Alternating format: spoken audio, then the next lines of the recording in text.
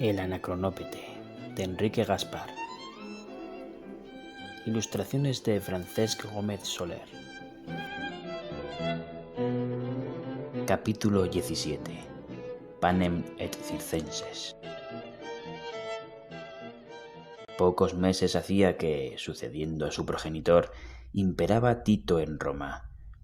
Este príncipe generoso, que llamaba día perdido a aquel en que no había dispensado algún bien, empezaba a borrar con su clemencia el sangriento recuerdo de Nerón y la sórdida avaricia de Vespasiano, su padre. El triunfador de Jerusalén, las delicias del género humano, como le apellidaban, había proscrito las persecuciones contra los sectarios del Nazareno, iniciadas por Tiberio y sobrepujadas por el hijo de Agripina. Ello, no obstante, los suplicios no cesaron completamente.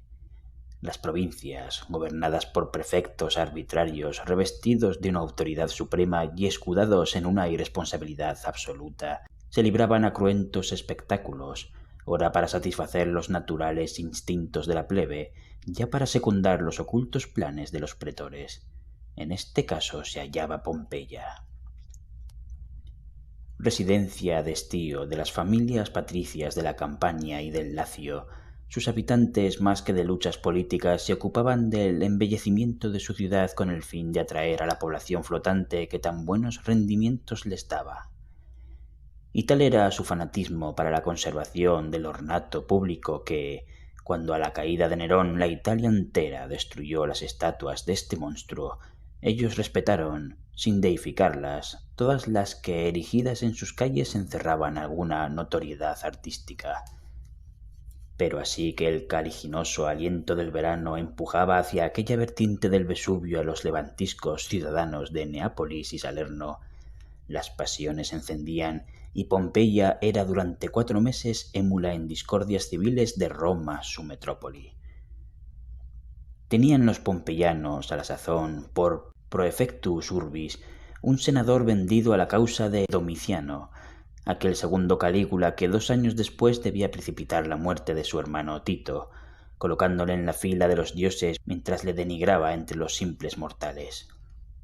Fingiendo, pues, someterse a los designios del emperador, el prefecto no desperdiciaba coyuntura de atizar el fuego de la indisciplina para favorecer, bajo mano, los ambiciosos planes del Caín, su protector. Habían dado comienzo las vindemiales, ferias de las vendimias que desde el 3 de septiembre al 3 de octubre se celebraban en toda la Italia agrícola. La época de los grandes juegos se aproximaba y con ella el descontento público, no sólo porque su terminación era la señal de desfile para los veraneantes impelidos mal de su grado a consagrarse a sus tareas ordinarias, sino porque desde el advenimiento de Tito las circenses no eran ya las lúgubres hecatombes en que el pueblo romano bebía su bélica inspiración.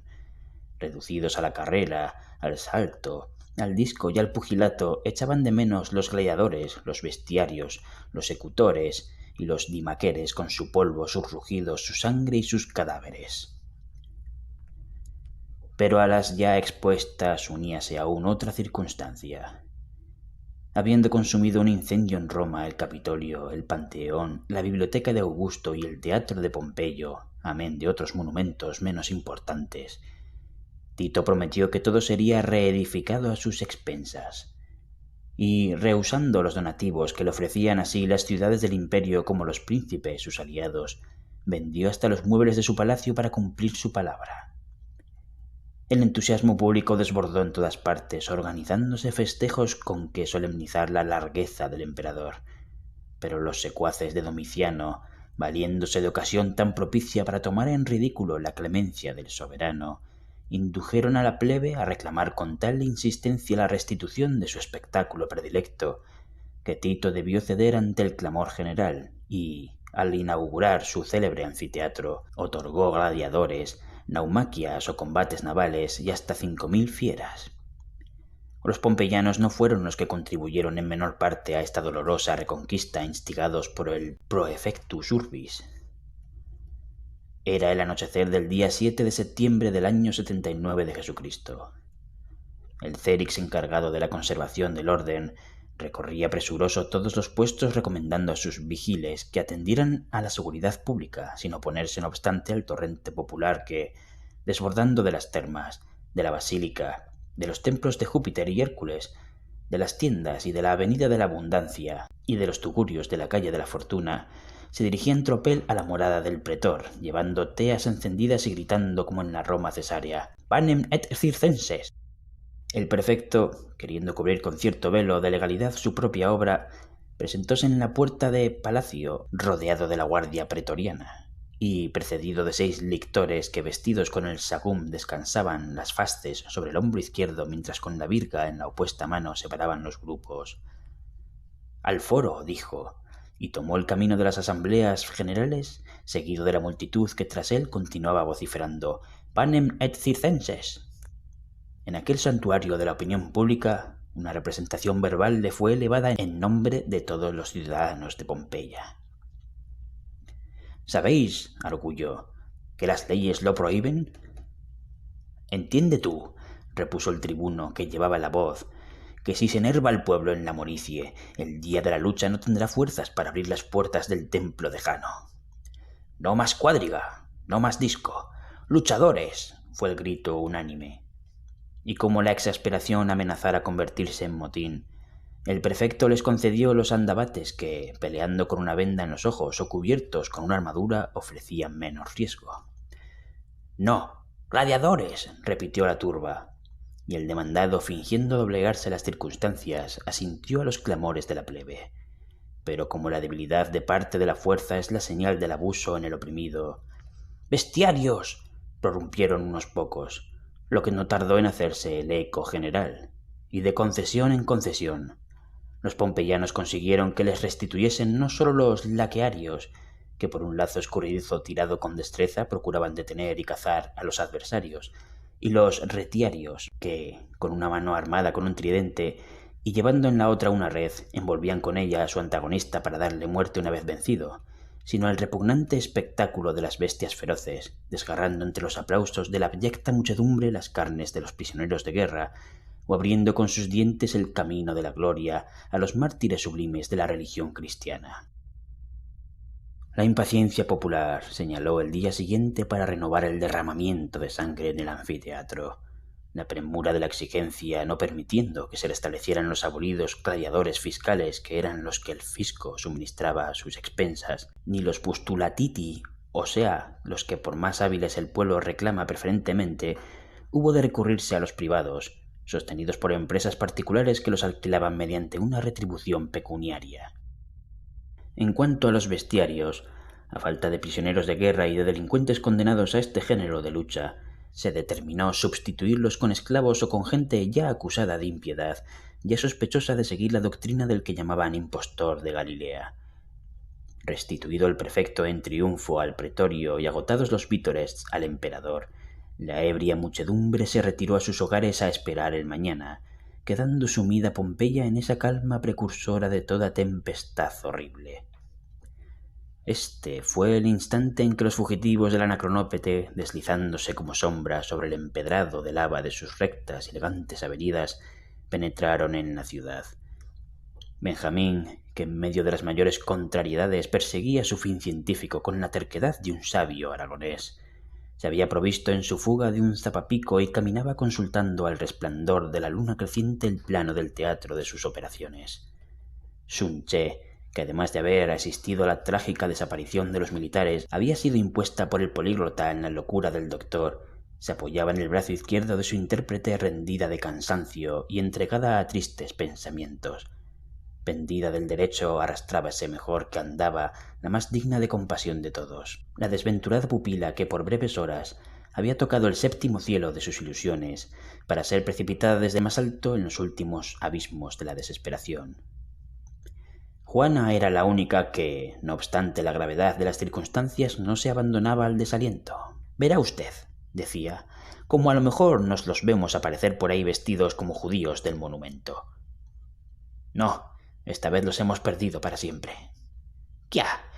Si ellos son como el ave Félix, que según cuentan renace después de hecha cecina. Por fin llegamos, exclamó Benjamín, deteniéndose en un quadrivium o desembocadura de 4 avenidas, en cuyo centro se alzaba la estatua de Nerón, dando frente a la puerta de Herculano situada en la extremidad de la calle Domiciana. Invitados los viajeros por el impaciente sabio a tomar algún reposo mientras él se libraba a sus excavaciones, Clara y Sunche se recostaron en los poyos de una fuente que junto a ellas corría con manso murmullo, y, entregadas a sus reflexiones, quedáronse pronto, si no dormidas, aletargadas. Juanita, en la esperanza de ver aparecer a Pendencia en la forma de centurión o de Draconarius, se quedó haciendo compañía al arqueólogo, amenizándole la tarea con sus aceradas pullas. La situación del tesoro estaba tan perfectamente señalada en el plano que a la media hora escasa de remover la tierra el zapapico tropezó en un cuerpo resistente.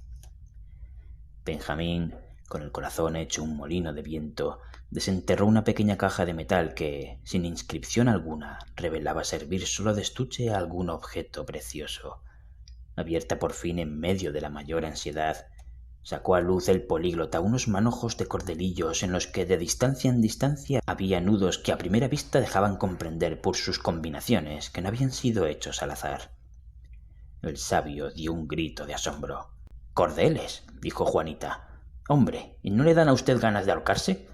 —Silencio, profana. Siquiera propínese usted con ellos una docena de disciplinazos. ¿Sabes tú lo que es esto? ¿A que salimos ahora con que es alguna libra de fideos del tiempo de Salomón? Esta es la primera escritura que usaron los hombres sobre la tierra, legada a la humanidad por Fo'i, como le llaman los chinos, o según nosotros por Noé a su salida del arca. Este es el prototipo de la palabra escrita revelado al mundo sabio en la Academia de Inscripciones por el paleógrafo Sackford. Y con verdadera hidrofobia científica Benjamín se dispuso a interpretar el enigma. Desgraciadamente, una densa nube le eclipsó el tenue rayo de la luna próxima ya a desaparecer en el horizonte occidental, y no bastándole el simple tacto, tuvo que diferir su empresa. Pero diga usted, ¿qué tintero empleaban esos prototipos? Pues que siempre no se ha escrito del mismo modo, ni por soñación. Que sepamos, hasta ahora son 3 las maneras conocidas de trazar la escritura: por línea perpendicular, por orbicular o redonda y por horizontal, y aun así estas 3 grandes ramas se subdividen en muchas variantes. ¡Jesús! Y yo que no sé poner una carta más que con falsilla, porque si no me tuerzo. Benjamín, a quien la nube se empeñaba en velar el astro de la noche, tanto para distraer su inacción como cediendo a sus naturales aficiones, tomó así la palabra creyendo asistir a un curso de paleografía. En la mitología de Carrasco se lee que los indios de la isla Trapovana, según Diodoro de Sicilia, escriben por líneas perpendiculares rectas. Du Aldee consigna que los chinos y japoneses, aunque usan la escritura perpendicular, la trazan como los hebreos de derecha a izquierda. Así es que sus libros comienzan por donde los nuestros tienen su fin. Los septentrionales o escitas grababan en la roca sus letras llamadas runas o rúnicas en renglones curvos, reuniendo las líneas de alto a bajo y viceversa, pero oblicuamente o en espiral. Los tártaros, según Nienhoff, cuyas consonantes son parecidas a las de los etíopes porque las enlazan con sus vocales, escriben en línea perpendicular de derecha a izquierda, y los mogoles de alto a bajo en opinión de Treveux. Los habitantes de las islas Filipinas y de Malaca, refiere Giraud del Mundo, que comienzan, por el contrario, de abajo hacia arriba y de izquierda a derecha, y los mexicanos, según Acosta, lo verifican por línea perpendicular ocupando de alto a abajo toda la página. Conocieron también el uso de unas cuerdecitas teñidas de diversos colores, anudadas y entrelazadas de varios modos según la importancia del suceso que debía referirse. Esta costumbre era común en todos los salvajes de la América septentrional. Las grandes poblaciones del Perú, dice Baltasar Bonifacio, usaron como las de América del Norte las mencionadas cuerdecitas, que conservaban en archivos, establecidos y custodiados por personas instruidas, para consulta de todos los sucesos dignos de ser transmitidos a la posteridad. —Aguarde usted —interrumpió Juanita—. ¿Va a ser muy larga la procesión? Si te molesta la dejaremos. Nada de eso. A mí no me incomoda, porque lo que no entiendo por un oído me entra y por otro me sale. pero si usted me lo permite me sentaré. ¿Con que quedamos en los salvajes de la Habana septentrional?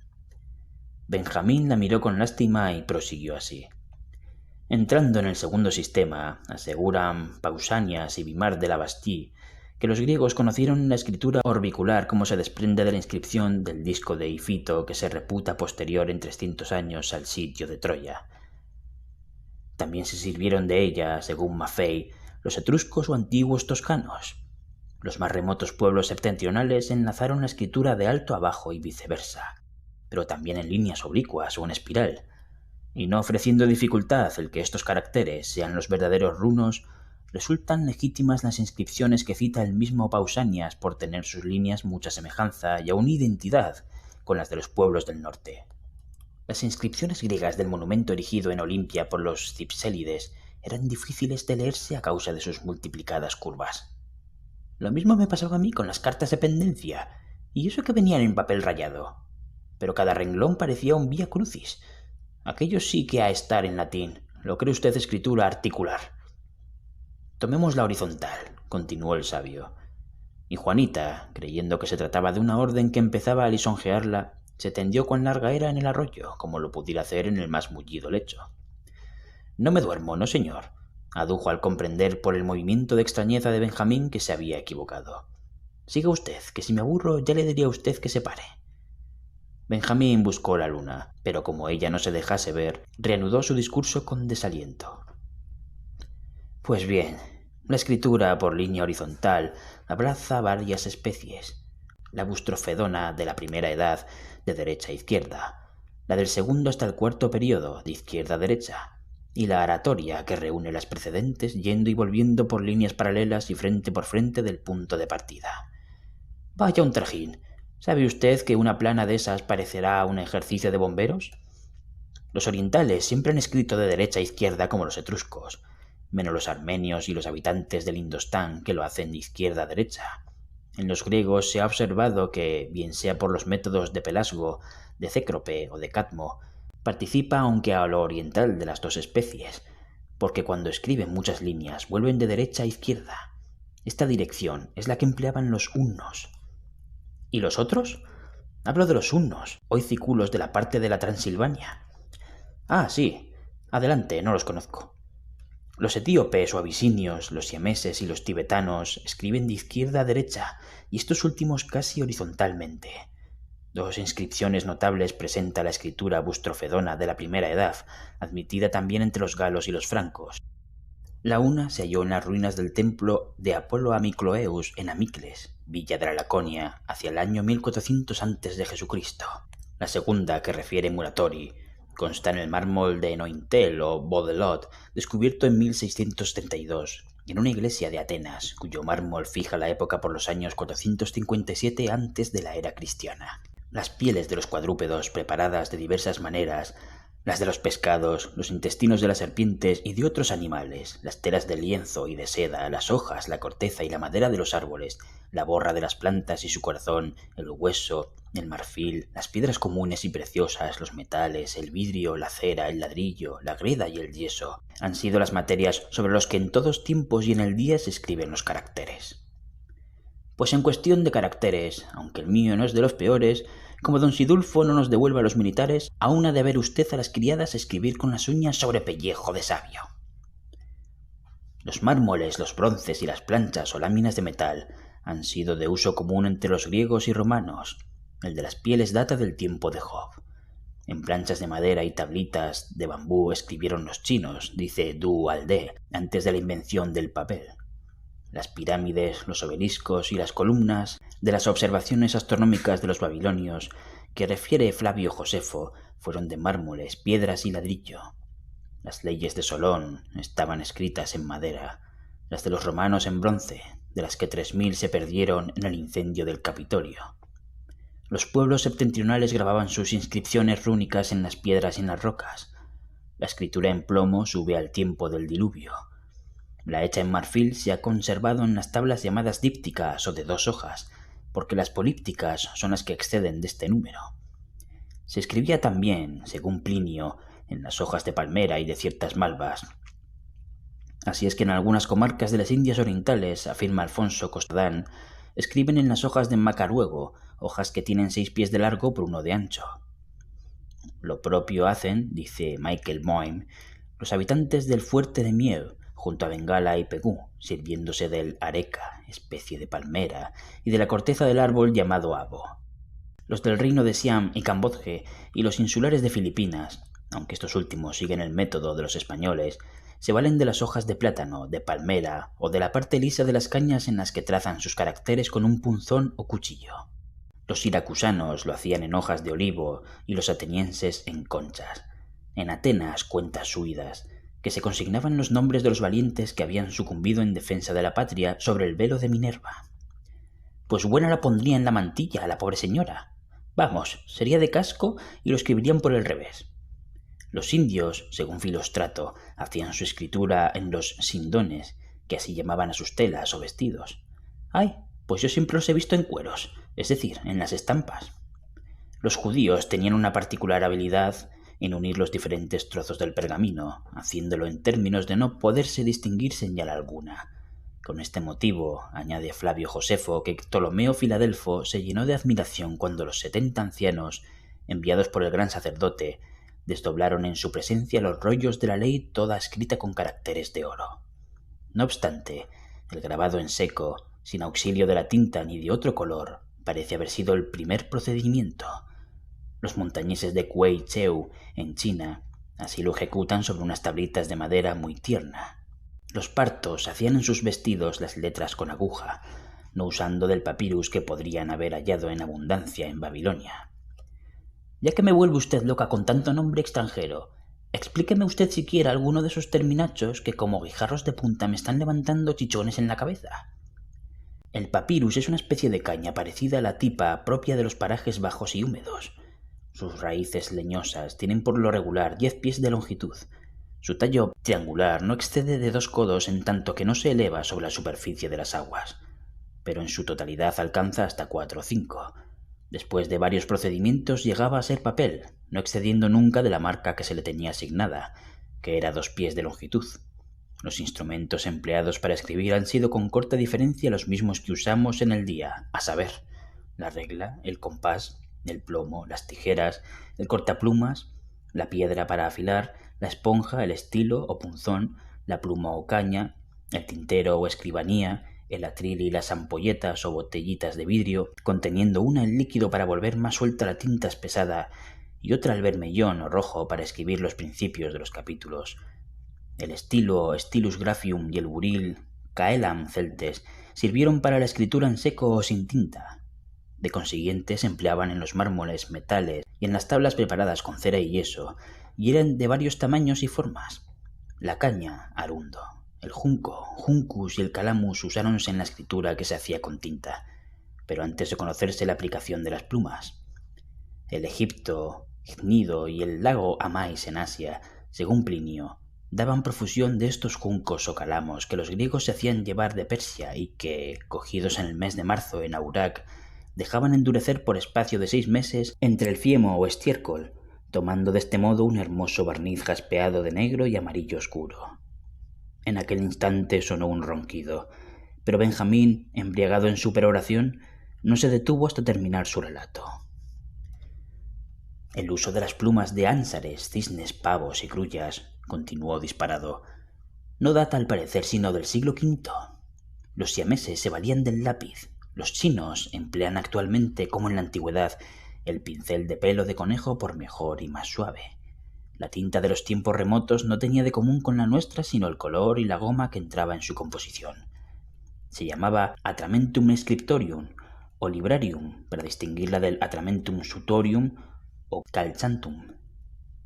El negro lo hacían con el humo de la resina de pez, de tártaro, marfil quemado y carbones triturados, cuyos ingredientes en fusión se sometían a la acción solar. Los pueblos orientales empleaban la jibia y la lumbre que los africanos sustituían a veces con la dormidera o el jugo del calamar. Refiere a Yatius haber visto la tinta de pelo de cabra quemado que, aunque un poco roja, tenía las propiedades de no perder su color, ser lustrosa y adherirse muy bien al pergamino, de modo que era muy difícil borrarla. La tinta china, conocida 1120 años antes de Jesucristo, se extrae de varias materias y especialmente de los pinos o del aceite quemado. Entre los indios, la decocción de las ramas de un árbol llamado aradranto les suministra este licor tan...